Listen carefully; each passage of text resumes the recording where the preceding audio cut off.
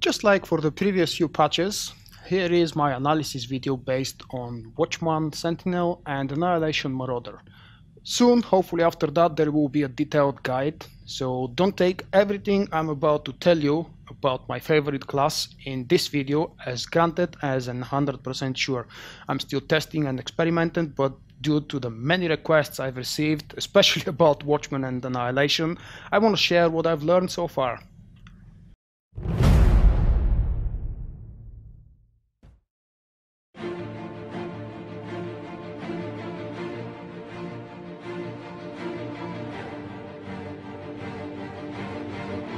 Welcome back. This video will be mainly focusing on my thoughts, my opinions and my predictions of what I found useful and working for me so far playing Watchman and Annihilation. I will be using the Sentinel terms. Please forgive me if you only know the Marauder skills.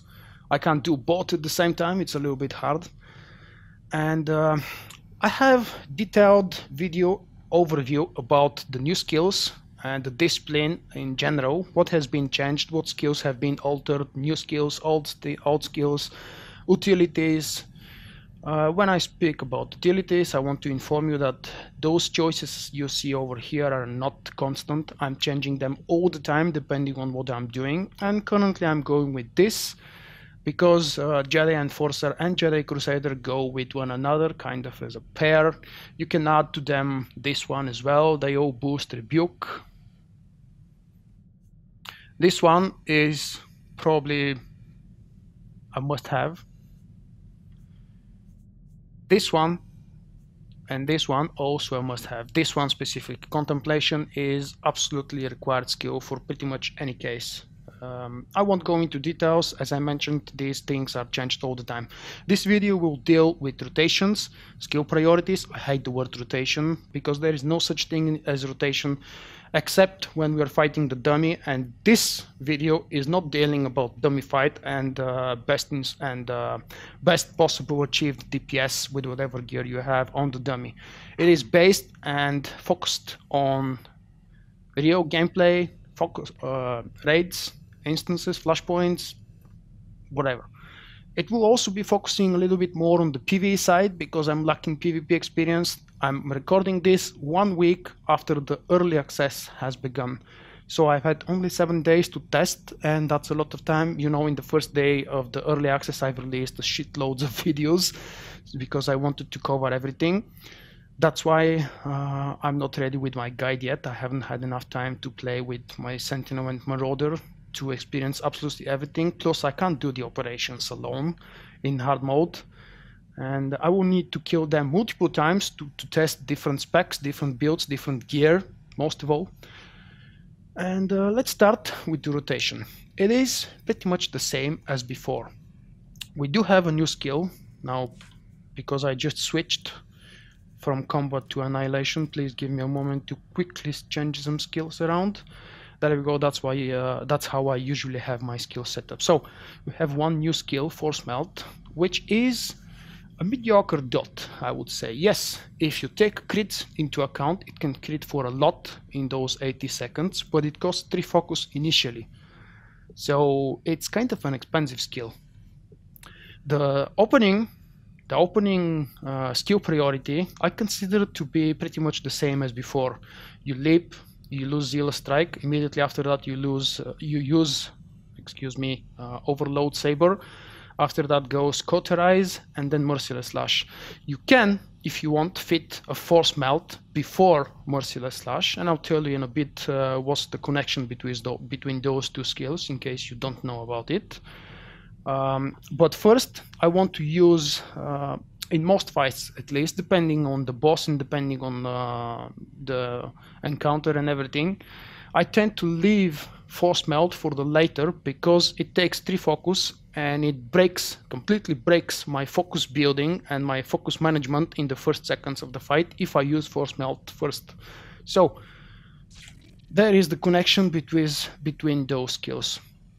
At level 57 we will get the new ability, the new dot. It initially costs 3 focus, but at level 59 we get Accelerating Victory, which allows after Merciless Slash stacks up to 3 times, we will get the reduced cost of Force Melt down to 0.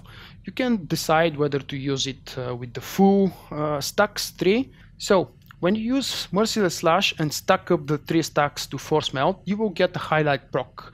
This is exactly when you want to use Force Melt. You want to use it when it highlights.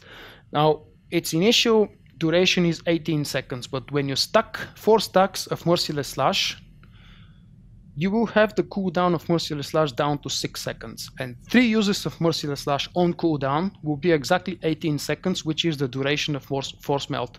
This will allow you to use Merciless Slash, which is the highest hitting ability now, and it is probably the highest damage ability if you do a parsing combat log. And you will very nicely combine this with Force Melt.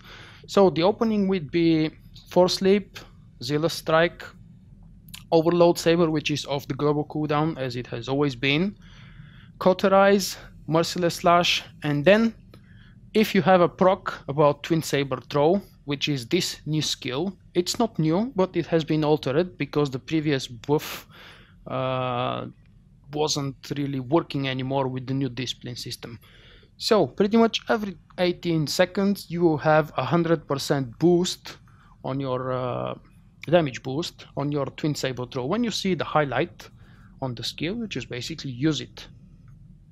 It stays for long enough so you don't have to immediately use it, because the main goal of playing Watchman and Annihilation has always been, and still is, to keep the 3 dots active. We now have a new dot, and it gets a little bit more fun and maybe a little bit more complicated to keep them all up, especially when you take into account this new passive boost, Burning Sweep. It will allow Force Sweep and Smash to spread the dots on your target to all the other targets that you hit with the AoE ability. Now, it doesn't refresh the burn, so you have to be extra careful when you're using it and what the effect would be. It's always nice to use it regardless of whatever seconds you have left on your dots, because it's still gonna boost your damage. But it's not really that much useful because the new operations are not really designed all around AoE. The gearing process, for me at least, has not finished. Of course, I'm just in the beginning of building my Sentinel. I like to use just about the same crit as before because I find the spec is very similar to before. The fact that we have another dot to include in the skill priorities and the rotation, it doesn't change the requirements for gearing up. I still go with anything between 23 and 24% crit. I haven't seen any need or a hint where I need to change that up or down. It was working nice for me before the expansion, and it still works nice for me after the expansion. We have a lot of the boosts for crit lowered from the discipline tree, so another extra % of crit before we hit the huge and insane diminishing returns around 25 and above. So everything until 25 is actually good, but now we have to deal with accuracy, which will again be lowered, just like with the previous expansion. The new dimension returns hit hard, and you have to stack a little bit more. And of course wait after that with the new endgame gear, because the stats will rise, and you'll be able to replace probably one enhancement of accuracy with enhancement of power in surge or so on. That's just theory for the future. There will be a future guide, hopefully soon. I don't know when exactly, and I will be a lot more specific of how I play the Sentinel and how I am advising you to build the Sentinel, if you will take my advice, of course.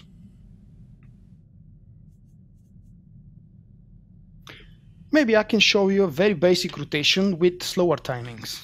Of course, because I will be mousing over the skills. I don't usually click my skills, but I want to have on the left side the description available. It will always be nice to have this pre-activated already, the 30 stacks. Well, I'm losing my buffs. It is important to use the 30 stacks of Zen if possible, and it usually is possible. Not immediately or before overload saber. You want the 2 or 3 stacks from overlaid saber to be already active, and then immediately you activated Zen, because it will make your crit 100% on your burns, and your burns are stronger when you have the 3 stacks on overload saber. Let me try and show you. Mousing over, of course. Leap, Zero Strike, Overload, Cauterize, Merciless Slash, and then possibly go into a Master Strike if you want. And before Master Strike you could have activated Zen, because we want those stacks to be full. Now, optimally, when you have all 4 stacks just replenished by Force Melt, you then activate the 30 stacks of Zen and you turn them into a very powerful boost. I'm not doing perfect rotation, I'm just building up the stacks. That's the proc for Force Melt. As soon as you use it, you have to be able to maintain Merciless Slash on cooldown, and of course monitor everything else. Yeah, the spec gets a little bit more fun to keep up to all the burns. But now I want to show you, there is the dot.